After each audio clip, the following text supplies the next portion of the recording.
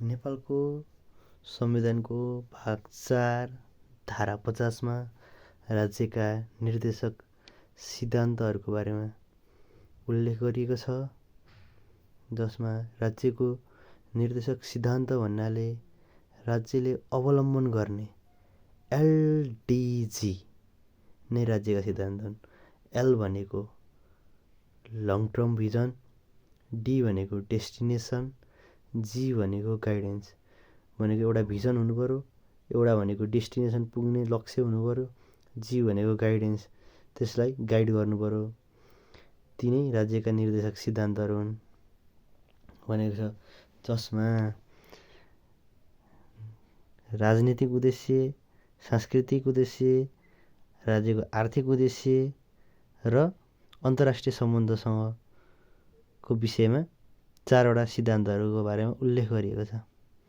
भनेदेखि 1 मा भनेको के रहेको छ भन्दाखेरि नेपालको स्वतन्त्रता, सार्वभौमसत्ता, भौगोलिक अखण्डता र स्वाधीनतालाई भनेको 5 तालाई सर्वोपरि राख्दै के गर्ने भन्दाखेरि कानुनको शासन, मौलिक हक र मानवाधिकारका मूल्य र मान्यतालाई कायम गर्दै के गर्ने सङ्घीय लोकतान्त्रिक गणतन्त्रात्मक व्यवस्था सुदृढ गर्ने राज्यको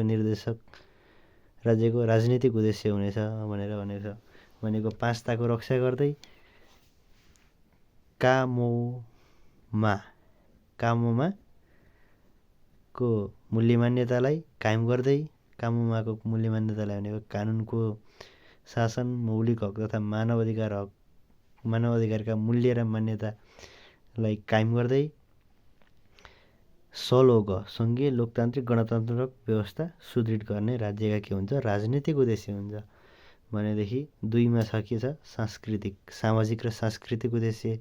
सामाजिक र सांस्कृतिक भनेको के आउँछ भन्दाखेरि सुरुमा सबै प्रकारका विभेदहरू अन्त्य गर्ने। कस्ता प्रकारका? सबै प्रकारका भनेको धर्म, संस्कृति, परम्परा, प्रचलन यस्तो किसिमका विभेदहरूको अन्त्य गर्ने र के गर्ने सभ्य र समतामूलक समाजको निर्माण गर्ने। कस्तो समाज निर्माण गर्ने? विभेदको अन्त्य गरेपछि कस्तो समाज निर्माण हुन्छ? सभ्य र समतामूलक समाजको निर्माण गर्ने र सांस्कृतिक मूल्यको विकास गर्ने, सांस्कृतिक मूल्यहरूको विकास गर्ने र के गर्ने भन्दाखेरि सामाजिक सद्भाव, ऐक्यबद्धता र सामञ्जस्य कायम गरी राष्ट्रिय एकता सुदृढ गर्ने। राष्ट्रिय एकता सुदृढ गर्ने कसरी गर्ने भन्दाखेरि सामाजिक सद्भाव, ऐक्यबद्धता र सामञ्जस्य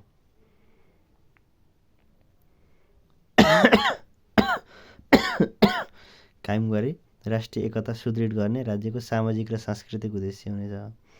भनेदेखि अब आर्थिक चाहिँ के हुन्छ भन्दाखेरि 3टा कुरा मिलेको हुन्छ, सार्वजनिक, निजी र सहकारी क्षेत्रको सहभागिता हुन्छ हैन यहाँनिर। अनि त्यसपछि त्यसको त्यहाँ भएको सहभागिता र तथा विकास मार्फत उपलब्ध स्रोत साधनको अधिकतम परिचालन गर्ने र त्यसले के गर्छ भन्दा आर्थिक वृद्धि गर्छ। आर्थिक वृद्धि भएपछि के हुन्छ भन्दाखेरि आर्थिक असमानता हट्छ। आर्थिक असमानता हटेपछि के हुन्छ भन्दाखेरि सभ्य समाजको निर्माण हुन्छ, शोषण रहित समाजको निर्माण हुन्छ। र कस्तो अर्थतन्त्र भन्दाखेरि समाजवाद उन्मुख, स्वतन्त्र र समृद्ध अर्थतन्त्रको विकास गर्ने राज्यको आर्थिक उद्देश्य हुनेछ।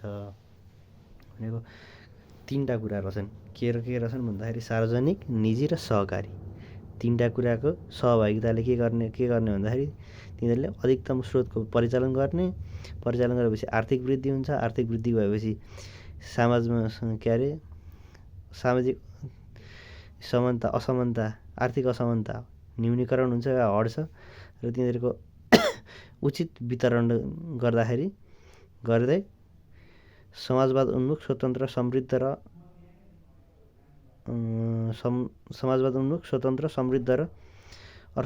समृद्ध अर्थतन्त्रको विकास गर्ने राज्यको के हुन्छ आर्थिक उद्देश्य हुनेछ। भने अब नेपालको के छ अन्तर्राष्ट्रिय सम्बन्ध निर्देशित कस्तो तरिका हुन्छ भन्दाखेरि 5 ताको रक्षा गर्दै सार्वभौमिक समानताका आधारमा अन्तर्राष्ट्रिय सम्बन्ध कायम गरी के गर्ने भन्दाखेरि विश्व समुदायमा राष्ट्रिय सम्मानको अभिवृद्धि गर्ने, राज्यको अन्तर्राष्ट्रिय सम्बन्ध हुनेछ। 5वटाको रक्षा गर्ने, सार्वभौमिक समानताको आधारमा, केको आधारमा भन्दा सार्वभौमिक समानताको आधारमा राष्ट्रिय सम्बन्ध कायम गरी विश्व समुदायमा राष्ट्रिय सम्मानको अभिवृद्धि गर्नेतर्फ राज्यको अन्तर्राष्ट्रिय सम्बन्ध निर्देशित हुनेछ भनेर यी 4 कुराहरू चाहिँ हामीले पढ्ने हो। अब अर्को टपिकमा भनेको राज्यका नीतिहरू कसरी छन्, कतिवटा 13वटा नीति छन्, त्यसको बारेमा फुल डिस्कसन गर्नुपर्छ।